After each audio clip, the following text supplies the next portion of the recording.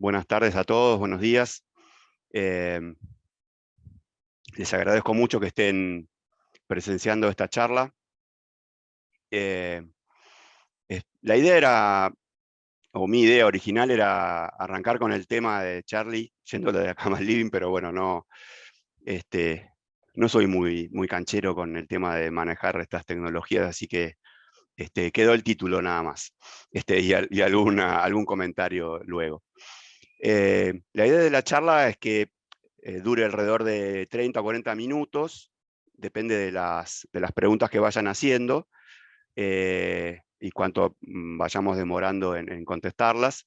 Y luego vamos a hacer una demostración de parte de la tecnología que vamos a estar comentando, de un proceso de despliegue automático.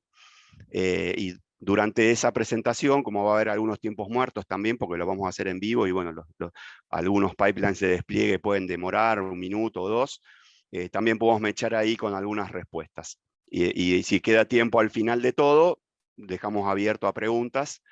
Las preguntas las pueden ir canalizando a través del botoncito de preguntas y respuestas que tienen en el panel de abajo, en el QA. Y a medida que van apareciendo, bueno, yo las voy a tratar de ir respondiendo. Espero que poder responderlas a todas. Preguntas o comentarios, bueno, evidentemente lo que quieran comentar.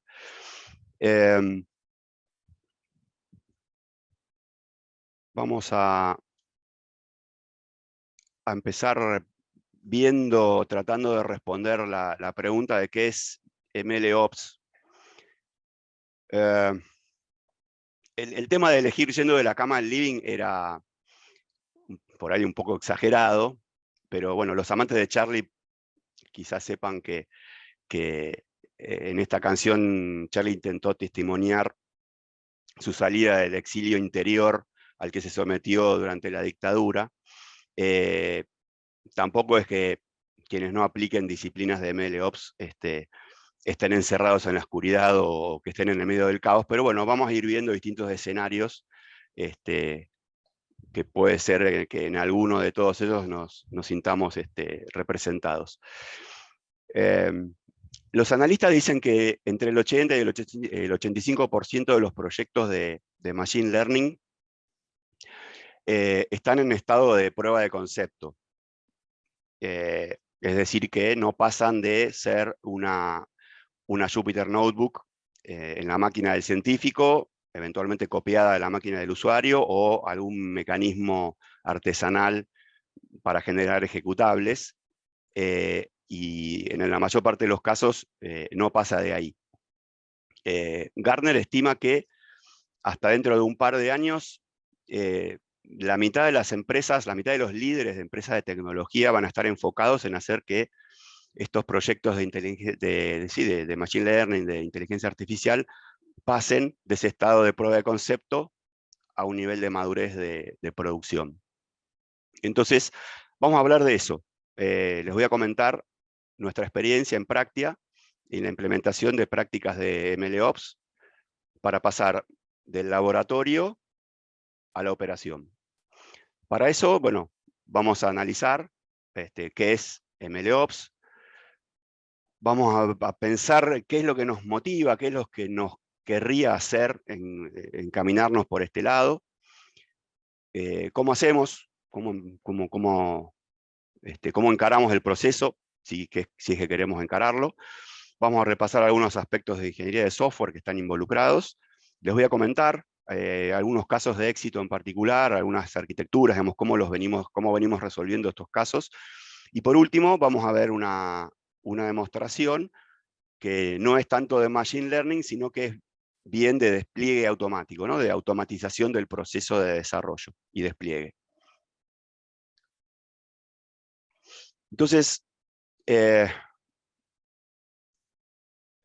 para contestar qué es MLOps, tenemos que digamos, contestar primero qué es DevOps, ¿no? Porque la respuesta automática es recitar que MLOps es DevOps para Machine Learning. Pero bueno, entonces, ¿qué es DevOps, no? Finalmente. Entonces, DevOps es un continuo ciclo de mejora en el que se integran disciplinas de desarrollo de software con las operaciones de tecnología, lo que hoy se llama industrialización del software. ¿Y por qué es de mejora? Porque una pata fundamental es el monitoreo de la performance, del comportamiento del software, con métricas que permitan analizar y tomar acciones de mejora, que en un alto nivel de madurez, esas acciones pueden ser automáticas. Por ejemplo, si el monitoreo que hacemos sobre los datos que usa un modelo para hacer sus predicciones nos muestra que se está desviando, que se vienen sesgando, que vienen perdiendo calidad, podemos hacer que automáticamente se dispare un proceso que haga que se refresquen esos datos o que eventualmente se reentrene el modelo. Si es que esos datos representan un escenario nuevo y son válidos, se puede disparar un reentrenamiento del modelo en forma automática, solamente por el hecho de que las métricas superaron ciertos umbrales y hacemos que en consecuencia se dispare un proceso, que puede ser de vuelta de reentrenamiento o de ajuste de hiperparámetros o lo que fuera. DevOps fija bases para la colaboración, la comunicación, la integración. Requiere entornos colaborativos, ¿no? Guiados por la agilidad. Eso está muy relacionado con la agilidad. Los ciclos de desarrollo, test, despliegue, está pensado para ciclos cortos, con entregables con pocas funcionalidades, ¿no? Requiere el uso de herramientas en común, por ejemplo, repositorios de código, estandarizar los procesos, la arquitectura, el uso de templates, incorporar conceptos de testing unitario, mínimamente, pero también testing de integración, regresión, funcional, conceptos de ingeniería de software, ¿no? Y integración y despliegue continuos. Que algo de esto vamos a ver en la demostración. ¿Cuáles son los beneficios? Si bien van a ir decantando, digamos, con la charla, pero más que nada la flexibilidad, desde el punto de vista de poder dedicar el esfuerzo de los equipos a resolver problemas más complejos de la organización, ¿no? O sea, poder adecuarnos a diferentes preguntas, diferentes problemas del negocio. No flexibilidad en cuanto a no estandarizar, ¿no? No lo contrario de estandarización. Vamos a obtener calidad, menos errores, mejoramos la productividad, bajamos los costos, mejoramos la frecuencia de los lanzamientos, del time to market. En definitiva, es más valor para el negocio. Entonces, ahora yendo a una visión más formal, o una definición más formal de MLOps, acá tenemos, digamos, primero no tenemos que perder de vista todo lo que dijimos antes de DevOps, ¿no? Porque MLOps es DevOps. Pero vamos a sumarle algunas cuestiones que son más particulares de MLOps, ¿no? Acá en la presentación, en esta diapositiva, hay dos definiciones que son las que me gustan. La que está primero es una que leí hace poquitito en un libro que no sé si se alcanza a leer ahí, la cita. Es un libro que se llama Engineering MLOps, de Emmanuel Raj. Se los recomiendo, es un libro editado por Microsoft, que se consigue gratuitamente. Está muy bueno, es de finales del año pasado. Y la definición que da este muchacho Emmanuel es que MLOps es un abordaje sistemático para construir, desplegar y monitorear soluciones de Machine Learning. Van a ver después que es bastante apropiada. Y la que le sigue, es un poquito más amplia, está buena, que es un conjunto de prácticas y tecnologías para desplegar y administrar aplicaciones de Machine Learning en ambientes productivos, de manera gobernada y escalable.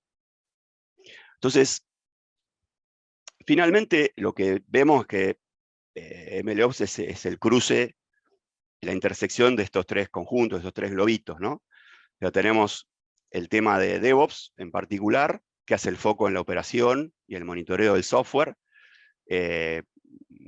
disminuir los tiempos de caída, automatizar la gestión de infraestructura, la provisión de servidores, los despliegues, los testing, automatizar todos los procesos, garantizar la disponibilidad. Por el lado de la ingeniería de software, que tiene el foco en el desarrollo de software, porque tenemos que llegar a ese punto donde el desarrollo de modelos de Machine Learning es desarrollo de software. Bueno, la ingeniería de software hace el foco en la trazabilidad entre los requerimientos y los componentes de software, el desarrollo distribuido, el aseguramiento de la calidad, el empaquetado y versionado, la gestión de ambientes y la gestión de la configuración, la estimación, planificación, cuestiones que son más de planificación, y los conceptos de Machine Learning en particular, ¿no? Que eso no cambia, digamos, tiene el foco en responder preguntas, que en el caso de una compañía, bueno, son preguntas del negocio, las que fueran, algunas más comerciales y otras pueden ser muy técnicas, muy parecidas a las del trabajo en un laboratorio, ¿no? Más allá del tema de predecir comportamientos y bueno, los temas clásicos de Machine Learning, acá el desafío es poder pasar del ambiente de investigación o la academia a ambientes productivos, ¿no?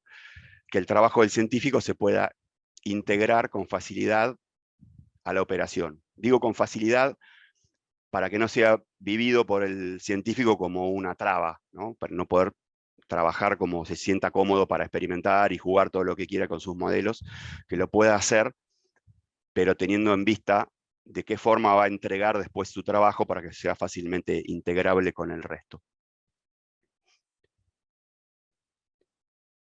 ¿Qué es el resto? Lo vamos a ir viendo un poco ahora. ¿Qué es lo que nos hace o lo que nos motiva para poner el ojo en esto?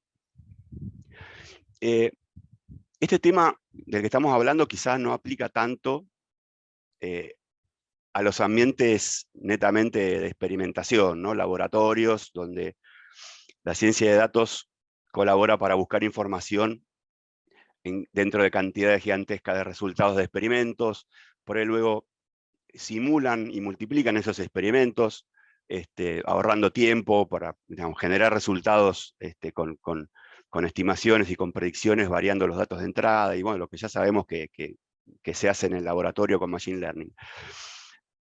Pero en cambio de eso, los problemas que intentamos evitar acá, y los beneficios que por ende queremos obtener, son más bien del entorno de una compañía que busca ganar plata en todo esto, ¿no? Y que utiliza la ciencia de datos para mejorar las ventas, por tema de logística, para controlar la operación de sus máquinas, yo qué sé, todo tipo de aplicaciones, pero dentro de una compañía. Y que para eso requieren disponibilizar los modelos Machine Learning para que sean usados por la organización, ya sea integrado con otros software o a demanda o para reportes o para lo que sea, pero integrados con la organización. Entonces, ¿qué pasa? Digamos, el problema de Machine Learning, visto desde el punto de vista del científico, digamos, o del laboratorio, es el cubito amarillo. Cuando pensamos en la industrialización o la integración del modelo, se nos aparecen un montón, digamos, un mar de otras disciplinas y de otras cuestiones que por ahí desde adentro del laboratorio uno no tiene en cuenta.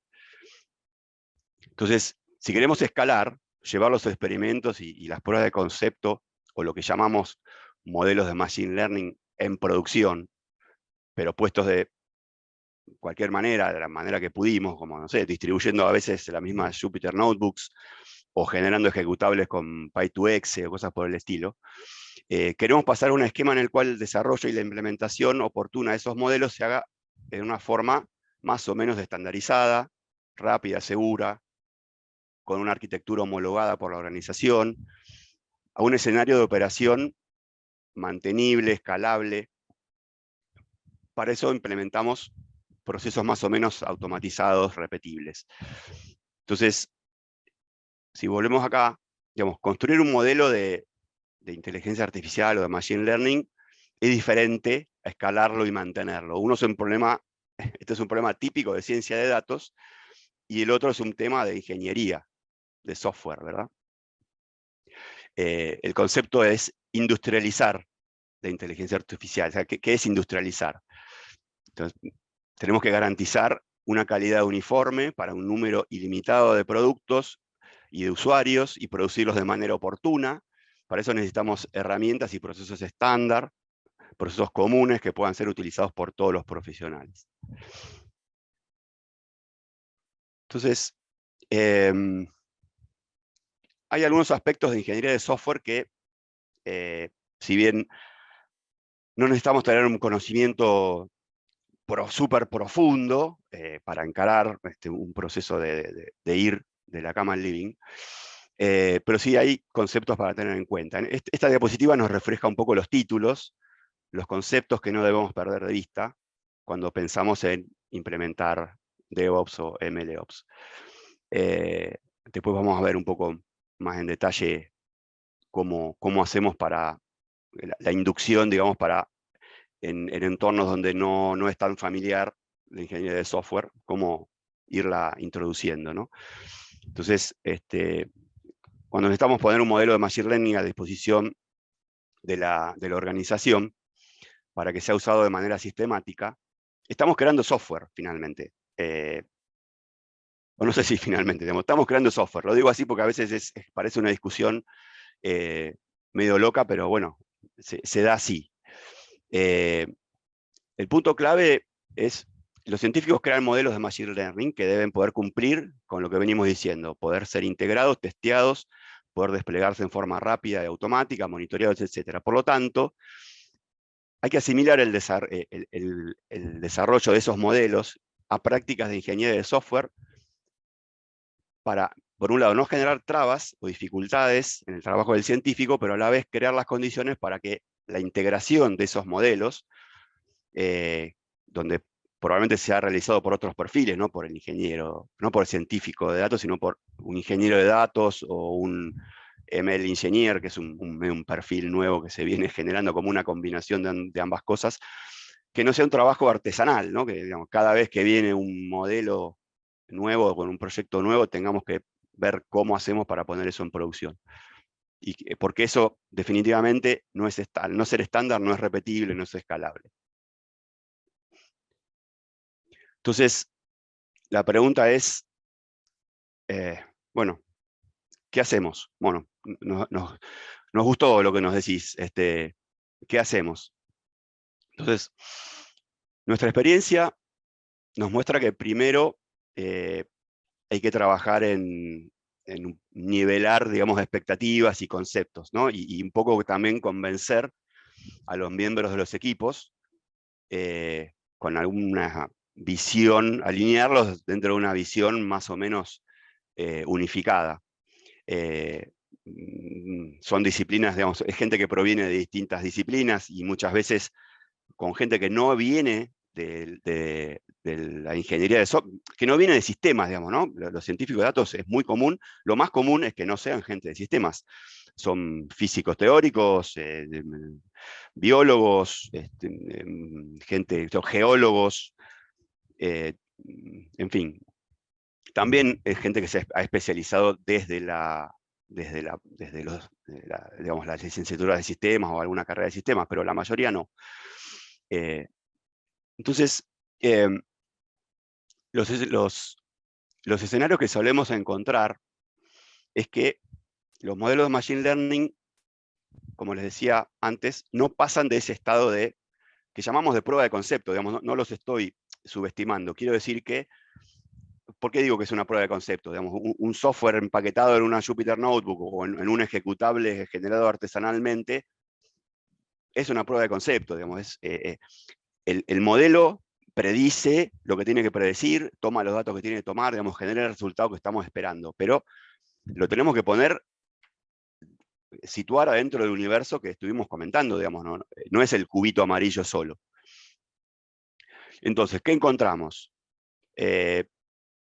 Falta de uso de repositorios centralizados, el código fuente se encuentra normalmente en computadoras de los mismos científicos o desarrolladores, otra parte en la de los ingenieros, a veces son carpetas compartidas, pero las versiones, nunca se sabe cuál es la versión que es la que está en producción. Las formas de implementación dependen de cada proyecto, no hay arquitecturas estándar, ni herramientas estándar, ni la infraestructura donde lo vayamos a disponibilizar está estandarizada o pautada de antemano. La forma de disponibilizar los modelos suele ser muy manual, con el armado de entornos en el momento, con la instalación de versiones de librerías, que ahí nos encontramos con problemas de que con la librería tal o cual no funciona, tenés que instalar el Python versión 3.6 porque con el 3.8 no funciona, etcétera, etcétera. No realizamos testing, ni formal, ni ningún tipo de testing. Muchas veces se prueba que el modelo prediga y nada más. Y que si hay que hacer después un cambio, todo lo que está en producción, se toca para que haga ese cambio y se vuelve a poner en producción. Suele no quedar registro de estas actividades. Creo que vale recordar que esto que estoy comentando, que parece como de una enorme desprolijidad y demás, no aplica para, digamos, la misma empresa que seguramente tiene todo muy prolijo, e inclusive quizás aplica DevOps para lo que es el software, entre comillas, normal, los aplicativos digamos, de uso corriente, les cuesta mucho lograr eso mismo con los modelos Machine Learning, pero por lo que decíamos antes, ¿no? Por las características de los que son los desarrolladores de esos modelos, que no tienen en su cabeza toda esta... No pasaron, digamos, por la parte de aprender cómo es el desarrollo de software con sus buenas prácticas y demás, ¿no? Entonces, ¿cómo hacemos? Arrancamos normalmente con charlas, con lo que llamamos capacitación o nivelación.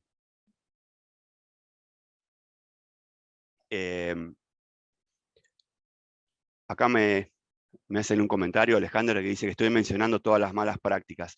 Sí, sí, parece que estoy exagerando, ¿no? O usando los ejemplos a propósito para encarrilar o para justificar lo que digo después. Pero la realidad es que es con lo que nos encontramos, y no estoy hablando de gente irresponsable o inculta o falta de preparación o poco profesional, es realmente un tema difícil de abordar. Si no, no estaríamos hablando de esto, digamos, sería un tema que no habría un 80-85% de modelos que no pasan a producción, o que la mitad de las empresas de acá del 2023 van a estar pensando cómo hacer para industrializar sus procesos. Digamos, es complicado, es complicado. Entonces, normalmente empezamos por ahí algunas charlas filosóficas con algunos filósofos que tenemos en práctica, a quienes les gusta introducirnos en visiones de largo plazo o visiones que difícilmente en el día a día nos detenemos a ver, ¿no? Digamos, tener como visiones de amplio espectro de lo que es la digitalización, hacia dónde va el mundo, la necesidad de tener presentes, digamos, ciertos conceptos para que lo que encaramos en el día a día, digamos, se enmarca dentro de un universo mucho más grande, donde hay un montón de cosas que tenemos que tener en cuenta, que nuestro trabajo, si bien por ahí se termina ahí a un costadito, eso forma parte de algo mucho más grande y de que tenemos que colaborar para que eso funcione, ¿no? Entonces, además de esas charlas más bien filosóficas, hacemos presentaciones genéricas como la que estamos haciendo ahora, de conocimiento de todo lo que es este universo, talleres, debates acerca de por qué es bueno para la compañía trabajar de una manera más organizada, y por qué es bueno para cada uno de nosotros, además, incorporar estos conocimientos o estas disciplinas, ¿no? Porque en la medida que nos convertimos en mejores profesionales, en más completos, también estamos más adaptados a las nuevas demandas, ¿no? Y vemos ahora que es algo que se pide mucho, digamos, muchas veces el ingeniero de datos es un científico de datos devenido en ingeniero de datos porque aprendió otras disciplinas y lo hace capaz de asumir ese rol, sin abandonar a lo mejor el anterior, pero como que te da un espectro mucho más amplio para calzar dentro de las necesidades de una organización. Y eventualmente uno mismo puede ser después el precursor de estas disciplinas en otra organización o en otra área de la compañía, ¿no? Digamos, ampliar un poco el espectro de cosas que uno puede abarcar. Todo esto de que el científico, digamos, no quiero cargar las tintas, ¿no? Pero todo esto tiene muchos matices, y normalmente la cosa funciona bien, ¿no? Porque a todos nos gusta aprender y ser mejores en nuestro trabajo y ser mejores percibidos en el equipo de trabajo. Entonces, bueno, durante este proceso vemos distintas herramientas y disciplinas que aportan a los aspectos del proceso. Hacemos capacitaciones, talleres específicos de alguna herramienta, como Git, por ejemplo, o pues, PyTest, cosas por el estilo, ¿no? Entonces hacemos introducción a conceptos de ingeniería de software, como vimos, para tener una visión más amplia. Vemos un poco de DevOps o MLOps, así genéricamente, para después hacer a veces doble clic en algunas partes. Vemos el tema de repositorios, vemos mucho Git en particular, o Azure, los repositorios de Azure DevOps, que utilizan Git en el fondo. ¿Por qué es bueno usar repositorios, repos centralizados, las estrategias del manejo de ramas, en fin, distintos niveles de madurez con eso. Dentro de lo que es Azure DevOps, mostramos lo que son los pipelines de despliegue, de testing, en fin, el concepto de la automatización de los procesos a través de pipelines. Buenas prácticas de programación, con Python en particular, pero porque es el lenguaje que se usa en el mundo mayoritariamente, digamos, ¿no? en el mundo de la ciencia de datos, pero que son buenas prácticas aplicables a cualquier lenguaje, finalmente. Y está orientado a científicos o ingenieros de datos que no están especializados en programación, ¿no? Que aprendieron a programar a través de la ciencia de datos. Vemos temas de testing, que el concepto de testing unitario y los otros conceptos de testing, de integración, testing funcionales, testing de regresión, de performance, y cómo automatizarlo a través de los pipelines. Vemos algunos conceptos de arquitectura, APIs, integración, simplemente para tener un poco la visión del universo en el que nos vamos a meter, y porque probablemente, aunque queda por ahí fuera del entorno de lo que es el desarrollador o el científico, pero por ahí ese modelo termina siendo implementado como una API. Entonces, bueno, para que sepan por qué les estamos pidiendo que, no sé, que armen o nos entreguen el código dentro de un determinado template, bueno, es para que se pueda insertar más fácilmente. Vemos algo de servicios en la nube, porque evidentemente utilizamos mucho la nube para implementar muchas de estas cosas. Vemos temas de Docker, containerización, de Docker en particular. Temas de nube, Azure en particular, porque bueno, nosotros trabajamos con Azure, pero esto vale para cualquier proveedor.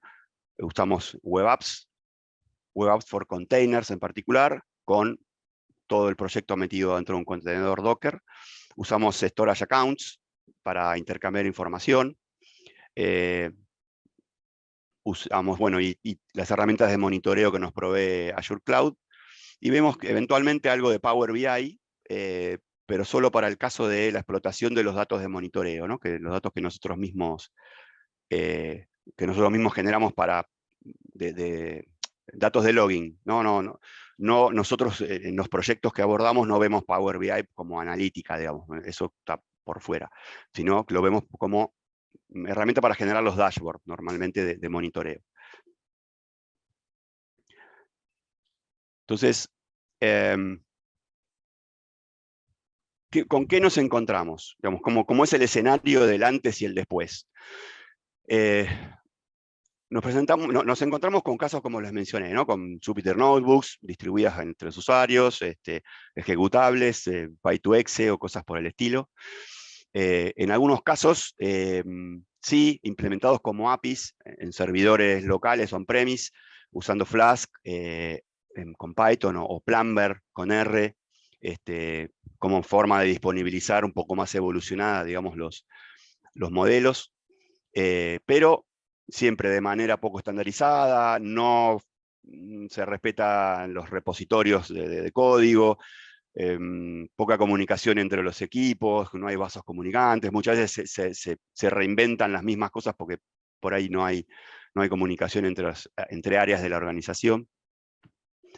Entonces, y normalmente los modelos que nos encontramos, cómo están funcionando en producción hoy, esos modelos son generalmente un monolito ya sea en R o en Python, o a veces en otros lenguajes, mayoritariamente en R y Python, donde dentro de ese monolito hay una parte donde se toman los datos, otra parte donde se entregan esos datos al modelo para que haga su predicción, clasificación, serie temporal, lo que sea que tiene que hacer, y después el resultado lo entrega, lo devuelve, grabándolo en una base de datos o grabando un archivo en una carpeta compartida, pero hace todo, ¿no? Digamos, ese es, digamos, el escenario que nos encontramos. Entonces, lo que hacemos en general es, y esto lo digo, bueno, después de haber abordado una cantidad de casos donde se repite esto que les conté. Entonces, normalmente lo que hacemos es diseccionar ese monolito en dos grandes partes. Digamos, una parte a la que llamamos cliente, que vive normalmente adentro de la red de la compañía, porque tiene acceso a las fuentes de datos, tanto para tomar los datos como para devolver los resultados. Y una parte que llamamos la API, la llamamos así, que es un servicio o una aplicación web, o sea, un servicio pero corriendo como aplicación web en la nube, que recibe los datos, recibe el request del cliente, los datos normalmente fueron copiados en un blob storage, en un tipo de storage, se corre el proceso generalmente sin tocar lo que hizo el científico de datos, digamos, sigue haciendo exactamente lo mismo, y los resultados, el cliente después cuando se entera que terminó de procesar, toma esos resultados y hace lo que hacía antes, digamos, devolverlos o grabarlos o hacer lo que tenía que hacer.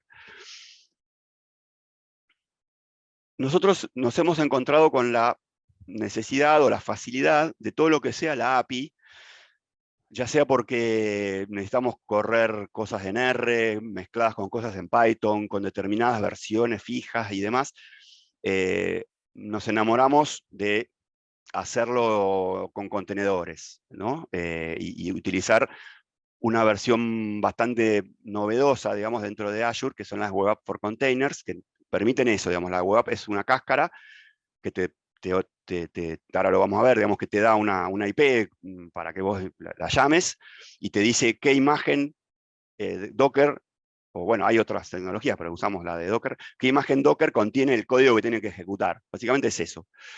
Entonces uno se desentiende porque se asegura que dentro del Docker funciona todo y listo, funciona todo, lo ponemos acá, allá, donde, bueno, las ventajas de los contenedores, ¿no?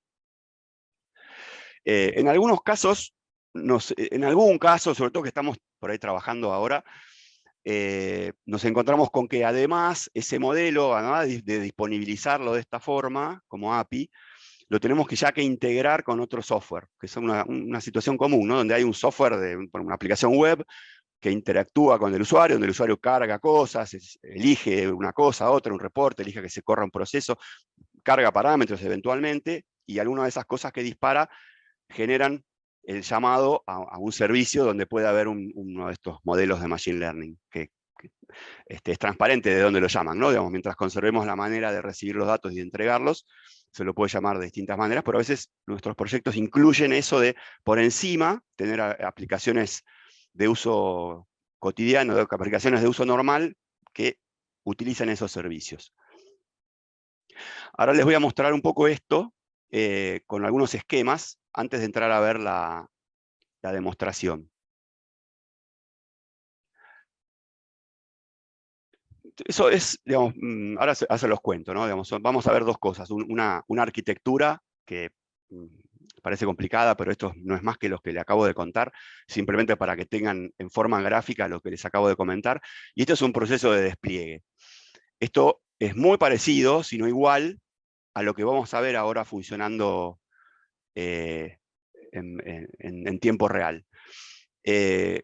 ¿Cómo funciona un típico esquema de despliegue continuo de lo que estamos armando? El desarrollador, que puede ser el mismo científico de datos o el ingeniero de datos o quien haya hecho la integración del código dentro de su entorno de desarrollo, que nosotros solemos usar Visual Studio Code, hace el push del código en la rama de desarrollo del repositorio. Eso dispara este pipeline que provoca que primero se genere la imagen Docker con todo el contenido del proyecto y la nueva versión del código. Hace el push de la imagen en una container registry de Azure para que sea consumida, utilizada por una aplicación web de testing que está mirando, digamos, que utiliza esa imagen. A continuación, ejecutamos un PyTest, un testing unitario, pero bueno, no importa, una batería o un test, lo que sea, para comprobar que el request a esta aplicación de testing funciona y que devuelve lo que esperamos que devuelva. Si eso funciona bien, generamos un pull request para que el ingeniero de datos o quien tenga la responsabilidad de aprobar los pasajes a producción haga el merge con la rama master y hecho ese merge, o la aprobación de ese pull request, se dispara otro pipeline que puede ser que haga un build nuevamente, o como lo que solemos hacer, que es copiar la imagen de testing en el repositorio de producción. Pues finalmente el resultado es el mismo, es una imagen igual, con el mismo contenido, pero esta imagen, al pushearla en el entorno de producción, en otro container registry del ambiente productivo, hay otra web app, que es la web app de producción, que estaba funcionando mientras tanto, respondiendo los requests de producción. A partir de que subimos la nueva imagen, bueno, va a empezar a dar el nuevo resultado con la nueva versión. Acá vimos involucrado, siempre tengo la duda de si primero ver esto o ver el despliegue, ¿no? Porque necesitamos ir y venir, porque menciono cosas que todavía no las vimos acá en el gráfico. Centrémonos en una parte del gráfico, la parte de arriba, porque lo demás son réplicas, es el ambiente de testing, el ambiente de desarrollo, pero el ambiente está formado por un repositorio con el código, una container registry, que es donde va a parar el producto del código, el proyecto que funciona, digamos, va a parar a una container registry. Tenemos una web app for containers, que tiene una URL para que sea invocada y utilizada como servicio o utilizada como fuera, que usa la imagen, digamos, se nutre de ese código que desplegamos en este contenedor. Y utiliza alguna solución de storage. Nosotros lo utilizamos muchísimo, el Blob Storage, que permite grabar archivos, grabar tablas, y se comunica con el cliente. ¿Se acuerdan que yo les mencioné que lo abríamos en dos partes, el monolito? Una parte como servicio, como API, y una parte como cliente. Entonces la parte cliente, que es la que interactúa digamos, más con el usuario, y que vive adentro de la red del cliente, es la que toma los datos de las bases de datos, devuelve los resultados de la base de datos, hace la ida y vuelta de los datos con el lado del cliente, digamos. Antes de ir a ver la demo, veo que acá se han juntado algunas preguntitas. A ver. ¿O no? Perdón, Ah, no. No, me pareció que había más preguntas. Bueno, entonces vamos a pasar a ver la demo. Recuerden que si quieren ir preguntando cosas, lo pueden ir haciendo. Yo ahora, de hecho, va a haber algunas partes donde voy a disparar algo, y si se me acaba lo que, lo que se me ocurre comentarles, por ahí nos quedamos mirando la pantalla, así que estaría bueno que empecemos ya con estos últimos 15, 20 minutos que nos quedan para usarlo como espacio para preguntas. Entonces, ¿qué vamos a ver? Vamos a ver, esto que están viendo es el Visual Studio Code, que yo como desarrollador es donde produzco mi código.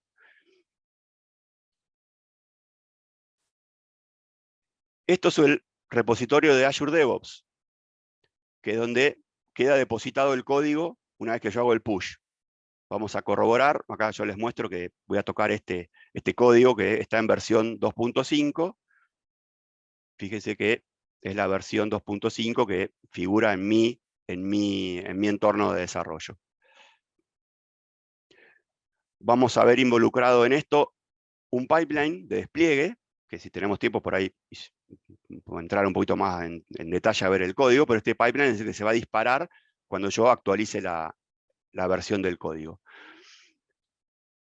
Acá tenemos un pantallazo de lo que tenemos involucrado dentro de Azure, que como les mencioné, tenemos una registry, donde van a parar nuestras imágenes. Las imágenes que vamos a estar generando con nuestro código son la demo API Docker Testing, que es la que ocurre primero, cuando, si recuerdan el proceso de despliegue, primero se genera la de testing, se corre el PyTest contra esta, y si da bien, la copio con este nombre para que sea usada por la web app de producción. Estas son las dos web apps. Les muestro una, porque son de las mismas características. La de testing, que es la que va a ser invocada por el PyTest. Fíjense que Azure me provee una URL para que yo la invoque. Y lo otro que les puedo mostrar es que este tema del despliegue, esta web app consume esta imagen, que son las que les mostré recién, ¿no? O sea, puedo elegir entre las dos que hay, acá porque tengo dos en esta registry, pero no, la de testing usa la de producción. El tilde de despliegue continuo es para que automáticamente, cuando subimos una nueva imagen con una nueva versión, la web app se entere de eso y haga el pull. Después van a ver, ahora les voy a comentar una particularidad sobre eso cuando pongamos en marcha esto. Bueno, y la última pata de toda esta cadena son las aplicaciones funcionando. Acá tenemos la aplicación, que la invoco desde mi navegador, está funcionando, me devuelve el código de versión, que es la última, y en producción tengo la misma, la 2.5, porque el último despliegue fue exitoso y en el repositorio tengo toda la misma versión de producción. Entonces, bueno, vamos a ir al código. ¿Qué voy a hacer acá? Vamos a subirle al release vamos a hacer la 2.5.1 y le voy a subir algo para que falle. El PyTest está esperando que este endpoint devuelva la palabra OK. Yo en vez de OK le devuelvo MOK para que falle. Vamos a hacer la actualización del repositorio, sin mayores comentarios, y hago el push. ¿Está bien? Con esto lo estoy subiendo al repositorio en DevOps. Ahí subió. Entonces, vamos a ver qué pasa. Acá el repositorio me dice que justo acabo de actualizar. Fíjense que el código es la 2.5.1. Bueno, acá vemos que está el error. Y vamos a fijarnos que se disparó automáticamente, está el relojito de que está funcionando, el pipeline de despliegue. El pipeline contiene varios pasos. En este momento está ejecutando la parte de build y push. O sea, para los que saben Docker, bueno, está ejecutando, digamos, está armando el contenedor en base al Dockerfile, y cuando termine de hacerlo, lo va a desplegar en el contenedor que les mostré antes. Después hay un paso de restart, que les dije que les iba a comentar. Si ven, está el tilde de despliegue continuo, no es instantáneo. ¿Y qué pasa? Si yo no me aseguro que la web app que voy a testear contenga la última versión, el PyTest probablemente me dé OK, porque va a estar usando el código viejo, todavía que no hizo el pull del código nuevo, porque de vuelta no es instantáneo. Entonces acá lo que hago es un stop y un start de la web app. Con eso me aseguro, con el start, de que haga el pull desde cero de la nueva versión. Y ahí recién corro el PyTest. Cuando eso funciona bien y copio la nueva imagen en producción, que es el último paso, en este caso, salvo que específicamente necesite asegurarme que instantáneamente en producción surtan efecto los cambios, tendría que volver a hacer un stop y un start. Pero como no me importa, en principio, porque se va a actualizar, es una cuestión de 1 minuto, 2, digamos, es rápido. Solo que como el PyTest se ejecuta inmediatamente después del push de la imagen, lo más probable es que no esté actualizado. Por eso es que me aseguro haciendo el restart. Bueno, acá vemos algunas preguntitas. Si hay más de un ambiente. No, claro. Sí, sí, el tema de, acá me pregunta Juan Carlos, ¿cómo hacemos con el esquema de integración continua, despliegue continuo, si hay más de un ambiente? Por ejemplo, test u homologación. Bueno, el tema de los ambientes lo vimos. Me puedo volver acá al despliegue. ¿Dónde quedó? Volvemos acá al despliegue. Acá tenemos por lo menos dos ambientes. Y esto se puede replicar en más ambientes. Acá tenemos un ambiente de testing y un ambiente de producción. Cuando desplegué en la rama dev, acá estamos usando dos ramas, ¿no? Porque la verdad es que se puede complicar esto muchísimo, pero como son pocas, acá es poca la gente que interviene, normalmente hay un desarrollador y nada más, con lo cual alcanza de esta forma. Cuando pushamos en la rama test, se despliega en el ambiente de testing, se hace el test, y si está OK, quien aprueba el pull request genera el otro pipeline, triggerea el otro pipeline que despliega en producción. ¿Y cuántas ramas es recomendable tener? Y depende de la gente que esté involucrada y depende cuánto queramos cuidar el código de los distintos niveles. Es muy usual tener 3 ramas, ¿no? La rama main, que es solo lo que se va a pasar a producción y tiene que representar exactamente lo que está en producción. Una rama de desarrollo, que cumpliría las veces de la principal, de la main nuestra en este ejemplo, y una rama o N de los desarrolladores, donde ahí pushean ellos su código, se hace un pull request, se integra con la rama intermedia de desarrollo, se prueba ahí, se va probando y se va haciendo evolucionar esa versión, y recién después, en algún momento, se integra todo eso, que puede tener distintas formas de evolucionar en el tiempo, se integra con la rama de producción y ahí recién se genera una nueva versión. Vamos a volver acá, que debe haber terminado nuestro despliegue. Sí, bueno, terminó de ejecutarse.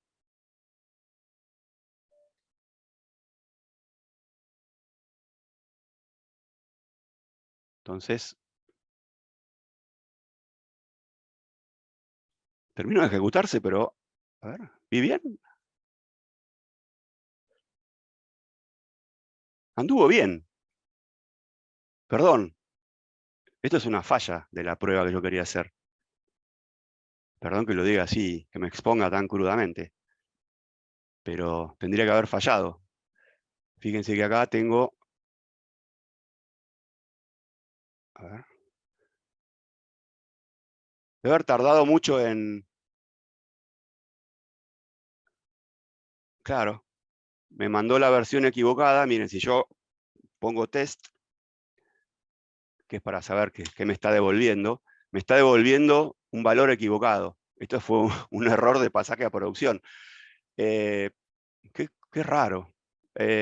Anduvo mal el concepto de start y stop. No alcanzó para que la web app de testing verifique con la versión nueva. O sea, hizo el testing con la versión vieja y después se terminó de desplegar la versión nueva, porque ya el testing había pasado y terminó de desplegarlo acá. Bueno, con esto salvamos un paso, digamos, como me decía mi papá, no hay mal que por bien no venga. Como ya estamos medio sobre la hora, a esto quería llegar yo al final, ¿no? Que es forzar, no forzar, corregir el error y ver que efectivamente se pasó a producción. Entonces, bueno, mientras vemos si hay más preguntas, voy a volver a probar, voy a volver a hacer el que ande mal, a ver si ahora logro que ande mal, porque la verdad que esto está en producción y funciona bien. No sé qué es lo que pasó. Pero bueno, esto es una ciencia oculta, ya sabemos. Fue un error exitoso acá, dice Ernesto Alam. Gracias. Gracias. Bueno, no sé, hay pocas preguntas, o yo estoy mirando mal acá. o hay pocas preguntas. No, es acá. Bueno. A ver, mis amigos preguntones, ahí que hay varios, no los quiero nombrar. Ninguno me va a poner en aprietos. Vamos a ver mientras cómo va nuestro... Bueno, está corriendo nuevamente. Aprovecho acá y me voy a meter en el código para que tengan un pantallazo de en qué consiste el pipeline. Los pipelines hay como dos grandes maneras de hacerlo. Uno, con cajitas, drag and drop, seleccionando cajitas y llenando nada más que parámetros, y nos queda todo un dibujito muy lindo, y todo gráfico. O escribiendo código YAML, que obviamente nos otorga una muchísima mayor flexibilidad. Este es el YAML del código que vimos recién, donde tenemos los globitos, esos que se veían en la pantalla, los steps. Bueno, cada uno de estos pasos tenemos, acá tenemos el build y el push, son estos dos primeros pasos. Después hacemos el restart de de la web app, que está acá, digamos, hace esto, no hay mucha vuelta que darle. Hace un stop y después hace un start, y lo hizo, con lo cual es rarísimo eso que pasó. Después ejecuta el PyTest, que en este caso es un único testing que verifica que la respuesta haya sido OK. Y por último hace un copy. Esto se podría reemplazar, el copy, por nuevamente para ser más puros, digamos, con un build y push nuevamente. Lo que pasa es que el build y push, nada, puede tardar, depende del entorno y la conformación de la imagen, puede tardar, no sé, 10, 15 minutos, media hora. Entonces, acá porque es una imagen simple. Entonces nos ahorramos ese tiempo y hacemos un copy, si en realidad lo que vamos a lograr es una copia exacta de lo que acabamos de probar. Acá pregunta José si es recomendable llevar versionado del código de la limpieza de datos y de los procesos de TL y otros que no tienen que ver con la aplicación que consume la información y demás por separado. Sí, definitivamente sí. Depende cuán ligado esté al proyecto, va todo en el mismo repositorio. Si son cosas que se pueden versionar y que evolucionan por separado, bueno, va en distintos repositorios. Se podría manejar por ramas distintas, pero no es el concepto. Para mí, por eso que vos me estás preguntando o tratando de interpretarte, José, yo creería que, no sé, un ETL o conjunto de ETLs para la misma función va en un repositorio y tiene su evolución por separado. Pero que sí, hay que versionarlo, sí, ni que hablar. Estamos llegando al final. Bueno, ahora sí falló, ¿ven? Falló en el testing. Y lo último que les muestro... Ay, pero no le cambié la versión. Fuck. Si yo corro acá el test, me sigue devolviendo MOK, mientras que si yo hago el test de la de testing, si ejecuto este endpoint, me va a devolver... Uy. ¿Qué toqué?